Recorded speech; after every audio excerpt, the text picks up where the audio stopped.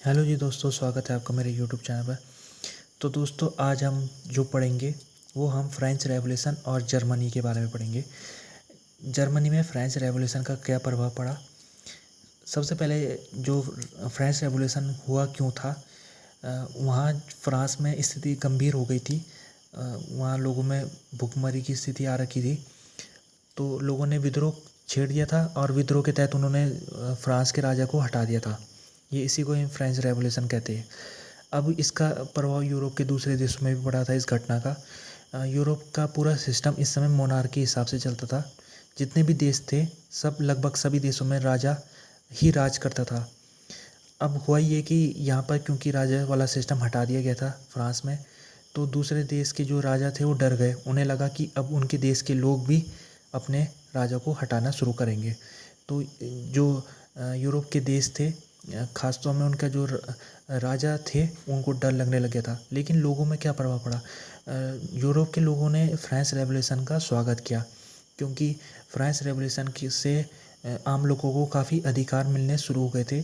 तो लोगों ने तो इसका स्वागत किया, लेकिन राजा लोग डरने लग गए थे। और उन्होंने राजा ने क्या किया, यूरोप के राजाओं ने फ्रांस के ऊपर लड़ाई छेड़ दी। और कोशिश उनकी ये थी कि किसी तरीके से फ्रेंच रेवोल्यूशन को ख़त्म किया जाए। अब इस लड़ाई में प्रशिया और ऑस्ट्रिया, जो कि जर्मन स्टेट थे, उन्होंने भी इसमें भाग लिया और फ्रांस था उसके ऊपर अटैक किया।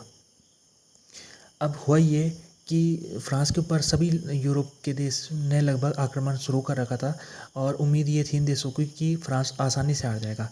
लेकिन फ्रांस नहीं हारा, बल्कि उसने इन देशों को हराना शुरू कर दिया। उसने प्रशिया को भी हरा दिया, ऑस्ट्रिया को भी हरा दिया उसने।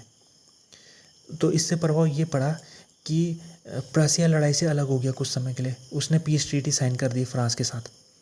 पीस ट्रीटी साइन कर दी उसने, और इसके तहत पीस ट्रीटी के तहत उसने कुछ हिस्सा प्रशिया ने फ्रांस को दिया। अपना क्षेत्र का कुछ हिस्सा फ्रांस के पास उसने पीस ट्रीटी के तहत फ्रांस को दिया। अब ऑस्ट्रिया में क्या प्रभाव पड़ा था। ऑस्ट्रिया की भी जब हार हुई थी, ये लड़ाई को हम बैटल ऑफ वल्मी कहते हैं। इस लड़ाई 1792 में हुई थी, जिसके तहत फ्रांस ने ऑस्ट्रिया और पर्शिया की सेना को हरा दिया था इस लड़ाई में। अब वेस्टर्न वाला क्षेत्र अभी मैंने आपको बताया था, ये फ्रांस के पास आ गया था।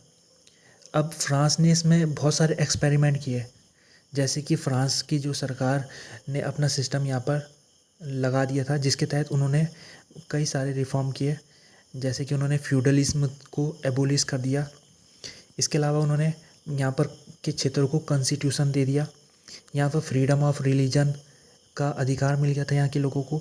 इसके अलावा ज्यूइश यहूदी जो लोग थे उनको भी इमेंसिपेट कर दिया, यानी उनको भी आज़ादी दे दी गई थी। इसके अलावा ब्यूरोक्रेसी में अब आम नागरिक लोगों को भी अधिकार है कि वो ब्यूरोक्रेसी के तहत बड़े बड़े पदों में पहुंच सके।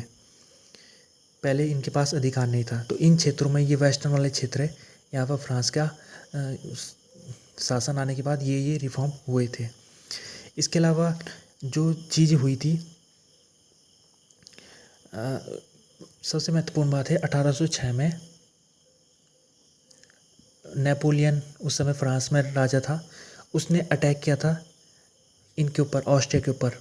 ऑस्ट्रिया के ऊपर उसने जब अटैक किया तो ऑस्ट्रिया को हरा के उसने होली रोमन एम्पायर को ही ख़त्म कर दिया। ये पूरा क्षेत्र होली रोमन एम्पायर के रूप में जाना जाता था, इसको उसने अस्तित्व से ही ख़त्म कर दिया। ये 1806 की बात है। और किसने ख़त्म किया था इसे?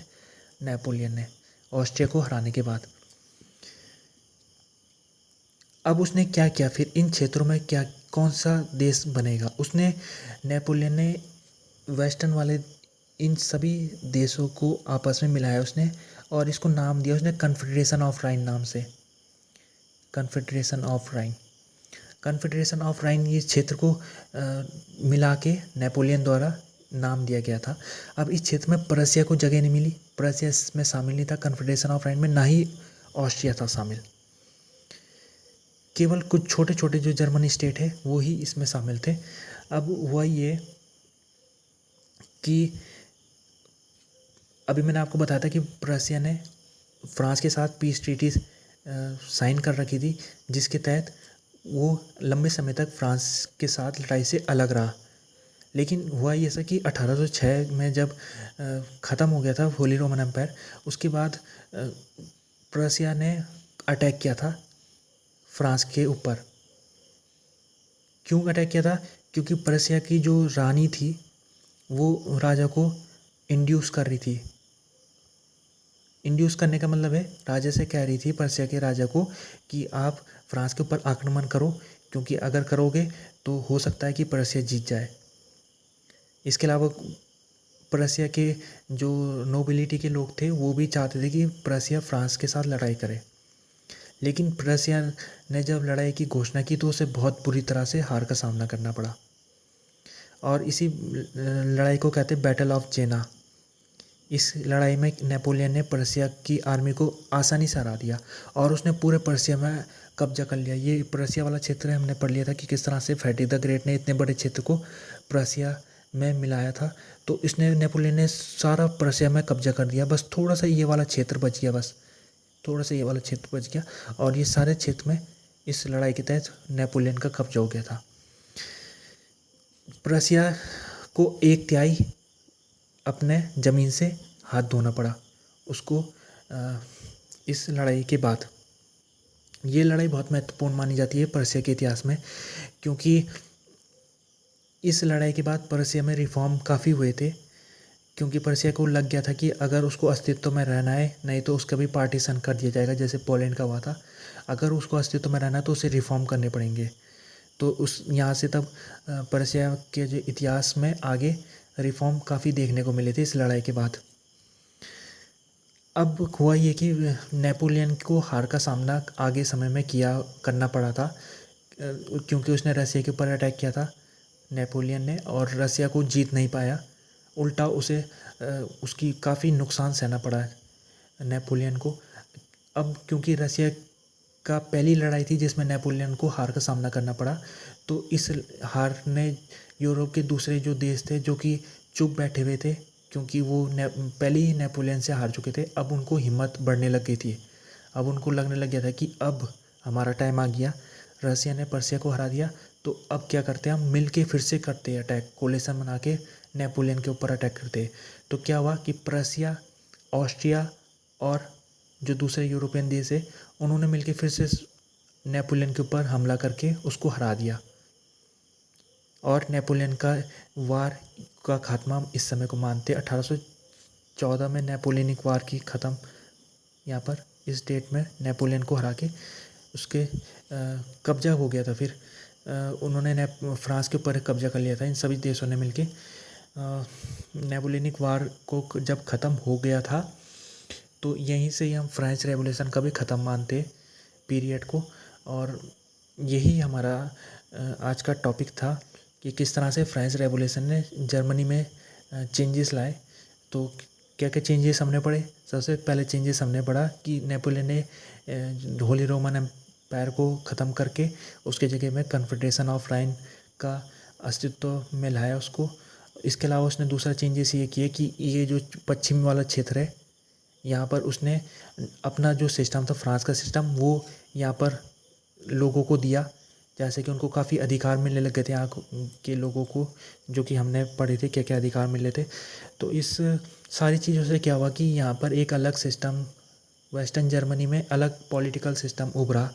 यहाँ के लोग जो थे नेपोलियन के हारने के बाद भी इन रिफॉर्मों को यहाँ किसी ने नहीं छोड़ा, और इन रिफॉर्म के आधार में ही आगे यहाँ सिस्टम चलता रहा। तो ये भी एक बहुत लॉन्ग लास्टिंग रिफॉर्म साबित हुआ इस क्षेत्र में। इसके अलावा पर्शिया को हार का सामना करना पड़ा था, और पर्शिया का बहुत बड़ा हिस्सा नेपोलियन ने कब्जे में ले लिया था। आखिरकार पर्शिया ने लास्ट में कोलिशन बना के नेपोलियन को हरा दिया था, तो ये कब्जा फिर से उसके पास पर्शिया के पास दोबारा से लौट आया। तो ये सारे चेंजेस हमें देखने को मिले थे फ्रेंच रेवोल्यूशन, जो कि जर्मनी में जो हुए थे चेंजेस, वो सब हमने पढ़ लिए। अब हम आगे पढ़ेंगे कि नेपोलियन को हराने के बाद क्या क्या चेंजेस वहाँ के यूरोप के देशों ने किए थे, वो आगे वीडियो में पढ़ेंगे। फिलहाल वीडियो यहाँ तक ही। वीडियो पसंद आए तो वीडियो को लाइक कमेंट और चैनल सब्सक्राइब कीजिएगा। वीडियो देखने के लिए धन्यवाद।